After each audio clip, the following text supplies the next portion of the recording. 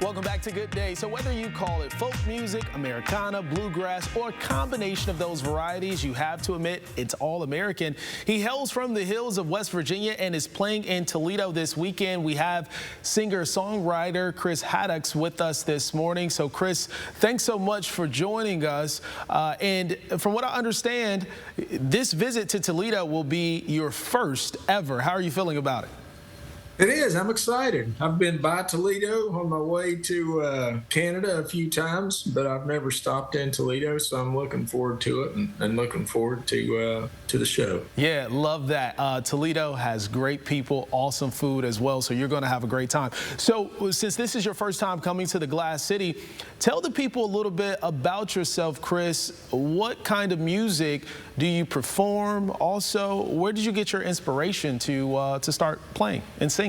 All right. Yeah, thank you. Well, I grew up in southern West Virginia, and I live in Morgantown now. I'm a college professor at West Virginia University. So my music is really drawn from the culture of West Virginia, largely. I write very serious songs. I write very silly, humorous songs, and as I say, some songs that'll leave you scratching your head wondering what the heck I was thinking about and why I chose to write a song about that. So lots of stories. I'm pretty much a storyteller, and I see you got a little video going there about a cemetery, just kind of about cities encroaching on our countries, you know, and in a spot. So just about anything and everything I'll write a song about. I love that. So how long have you been doing music, Chris? Did this start as a youth? Did this start later on in life? How did you get your start? It started really early. The first song I remember writing, I was in the second grade. That was a long time ago. And I did it as an avocation for years. And really about in the last 10 years, though, I've just really been serious about performing my own music. I play fiddle and banjo, and I do play square dances and stuff like that. And I just started working my own music into the shows, and people really seem to respond to it. And about 2017, or actually 2018, I played a show in Charleston, West Virginia, and a guy in the crowd heard me and liked me and invited me to some things, and I wound up getting on Mountain Stage, which is a pretty big deal radio program, and he produced an album for me. And so up until that point, I had tried to make it as a songwriter in Nashville. I quit college to move to Nashville, and didn't really have any success in those adventures other than learning a lot. And then all these years later, I just decided, you know, I might not make it in Nashville, but I'll just do it where I am and see what I can make happen. So yeah, love that, because you're keeping that dream alive from being 2 years old up until 2017, someone hearing you, and that's all it takes is one person hearing you, and next thing you know, you're performing on large stages. So how is it for you now, since 2017, to be able to share your music with others?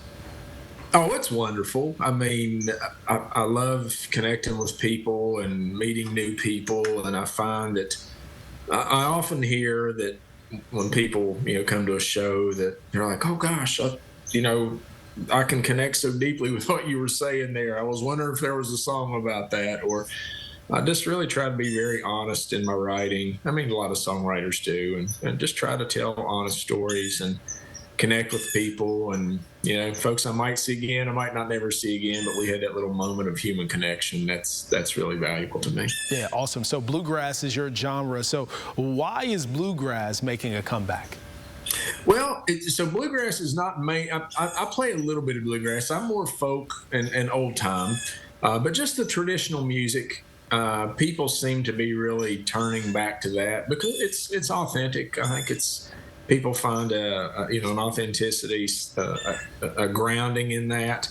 So I play more old time. When I play banjo, it's more old time banjo and a little bit old time fiddle and more folky kind of feel. I tried to be a really top-notch bluegrass guitar player when I was in college, and I kind of hit a plateau. I got pretty good, and then I just really didn't go anywhere with that. So I decided maybe I'll be better at writing and doing my own songs than trying to be a flashy guitar player. Okay, love that. So all of your music, is it original that you're performing with this set this weekend? I'll do mostly original. I'll do some traditional stuff. I do folk music research as well from Southern West Virginia, so I'll probably drop a few songs in there from things that have been around for some of these songs hundreds of years, but mostly original stuff I'll be doing. Yeah. Awesome. Well, we welcome you to the Glass City, and folks can see you this weekend at Over Yonder Concert House. So they can get those tickets by going to overyonderconcerthouse@gmail.com. Just shoot an email over and they can get tickets. And Chris, we thank you so much for joining us this morning. Hey, thank you for having me. I really appreciate it. Well, Take care. Take care. You do the same. Well, we want to thank you for making Toledo's longest running 9 a.m. show a part of this Wednesday morning. There's more Good Day in just a moment.